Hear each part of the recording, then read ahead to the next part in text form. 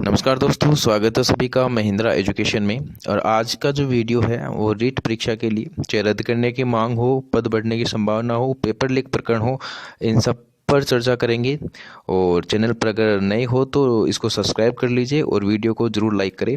तो सबसे पहले जो फर्स्ट पॉइंट अपना है, रद्द करने की मांग है। और रद्द करने की मांग क्यों उठ गई रद्द करने की मांग? इसके पीछे दो तीन कारण है, मुख्यतः उन सभी कारणों की मैं बात करूंगा। ठीक है, पहला कारण तो ये है कि जो सच में अगर इसमें धांधली हुई है तो वो बच्चे जो वास्तव में मेहनत कर रहे हैं वो रद्द करने की मांग कर सकते हैं। दूसरा, वो बच्चे जिनके मार्क्स बहुत ही कम है या बिल्कुल ही पास ही नहीं हो पाए, 90 से भी कम मार्क्स आ रहे हैं, वो बच्चे ज़ोरों शोरों से मतलब इसको रद्द करने की मांग कर रहे हैं सबसे ज़्यादा। ठीक है, एक वो बच्चे हैं जिनके अच्छे मार्क्स आ रहे हैं फिर भी मतलब सिलेक्शन नहीं होने के डर से इस भर्ती को रद्द करने की मांग कर रहे हैं, जबकि वो बिल्कुल गलत है।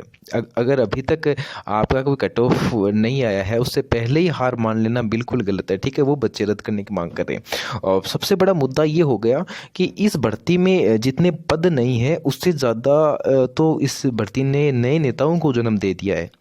आप किसी भी सोशल प्लेटफॉर्म पे देख लो, आप बहुत से ऐसे नेता लोग बने बैठे हैं जो सुप्रीम कोर्ट, हाई कोर्ट, पता नहीं क्या क्या, मतलब कोई इस्तीफ़ा दे रहा है, कुछ भी, मतलब बहुत ज़्यादा इसमें रायता फैला दिया गया है इस भर्ती को।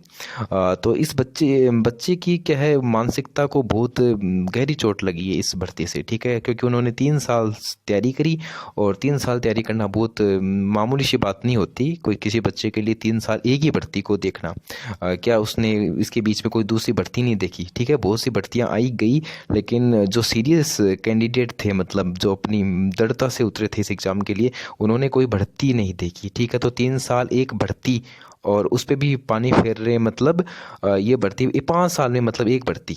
ठीक है, तो फिर वो बच्चा मतलब मानसिक तनाव से ग्रसित हो गया। ठीक है, बहुत से ऐसे कॉल मैसेज आए कि सर रीट तो रद्द हो रही है। नहीं नहीं, ऐसा बिल्कुल नहीं है, रीट रद्द हो रही है। पहली बात तो मैं आपको बोल दूँ, कोई चांस नहीं है रीट रद्द होने की। इसका मैं आपको एक एविडेंस दे देता हूँ। ठीक है, आप सभी को याद होगा कि जब नीट एग्ज़ाम 2021, आप सभी को याद होगा, नीट 2021 का पेपर आउट हुआ था, राजस्थान, जयपुर, हरियाणा तक पहुंच गया। ठीक है, तो ये जो पेपर लीक प्रकरण याद होगा, है ना? तो नीट एग्ज़ाम था, तो उस पे सभी जो न्यूज़ चैनल्स थे उस पे केवल एक ही चर्चा थी कि रीट एग्ज़ाम कैंसिल होगा। ठीक है, और बहुत सारी इस पे एफआईआर हुई, और जो सुप्रीम कोर्ट में जो याचिका दायर की गई उस पे जो फैसला आया वो ये आया कि कुछ चुनिंदा लोगों की वजह से जो मेहनत करने वाले बच्चे हैं उनके सपनों पे पानी नहीं फेरा जा सकता। ठीक है, तो ये सुप्रीम कोर्ट का ऑर्डर था नीट 2021 वाले पेपर लीक प्रकरण में। ठीक है, तो आप सभी पहला तो निश्चिंत हो जाओ कि कोई भर्ती रद्द नहीं हो रही। ठीक है, अब एडवोकेट की जो राय है वो भी बिल्कुल यही है कि भर्ती ऐसे कोई रद्द नहीं होती, पहली बात तो। ठीक है, भर्ती रद्द नहीं हो सकती और एक तरफा कार्रवाई भी नहीं हो सकती। ठीक है, कि केवल उन बच्चों को देखा जाए जो इस पेपर लीक प्रकरण में शामिल थे, और वो बच्चे जो मेहनत करने वाले बच्चे थे उनको छोड़ दिया जाए। ठीक है, ऐसा नहीं हो सकता। ठीक है, हाँ, चौथा जो पॉइंट है, पद बढ़ने की जो संभावना है वो बिल्कुल बनी हुई है। अगर गवर्नमेंट 50,000 नहीं भी करती है तो 45,000 आप निश्चित रूप से पद बढ़ेंगे, 45,000 तक पद बढ़ेंगे, ये श्योर है। जब पद है वो पटवारी में बढ़ सकते हैं, ग्राम सेवक में बढ़े हैं, अभी उर्दू के पद नए सृजित कर दिए गए, तो क्या रीट में पद नहीं बढ़ेंगे? वापस बिल्कुल बढ़ेंगे, और ये संभावना बनी हुई है और गवर्नमेंट पे प्रेशर भी है। ठीक है, तो पद बढ़ने की संभावना है वो पूरी पूरी बनी हुई है। ठीक है, इस पे तो बात ये थी।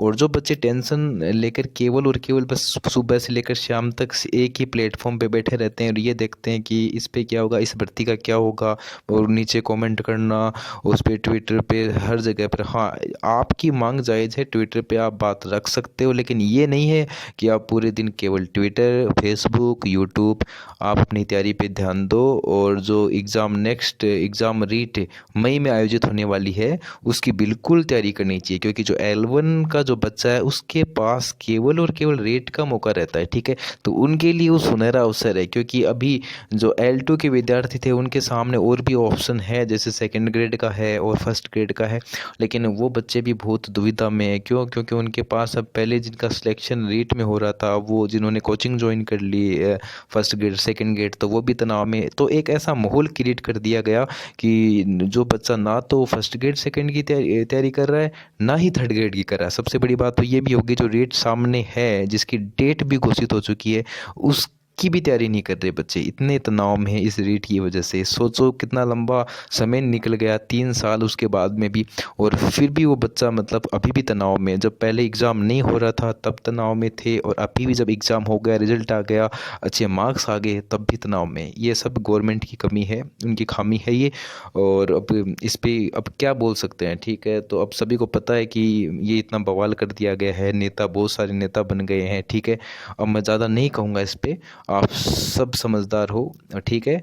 और बिल्कुल तैयारी करो। और अभी जो आपके सामने रीट एग्ज़ाम वापस आ रहा है, तो उसी के लिए बिल्कुल लेवल फर्स्ट वाले बच्चों के लिए तो केवल एक ही ऑप्शन रहता है, तो वो बच्चे बिल्कुल L1 वाले बच्चे रीट की तैयारी करें, जिन्होंने बीएड नहीं कर रखा। हालांकि कुछ L1 के बच्चे बीएड करके रखते हैं, तो उनके सामने और भी दुविधा हो गई कि अब वो करे तो क्या करे, ठीक है। लेकिन जिसके पास केवल अभी L1 की मतलब BSTC की डिग्री है, वो केवल और केवल L1 वाले बच्चे रीट पे फोकस करे, ठीक है।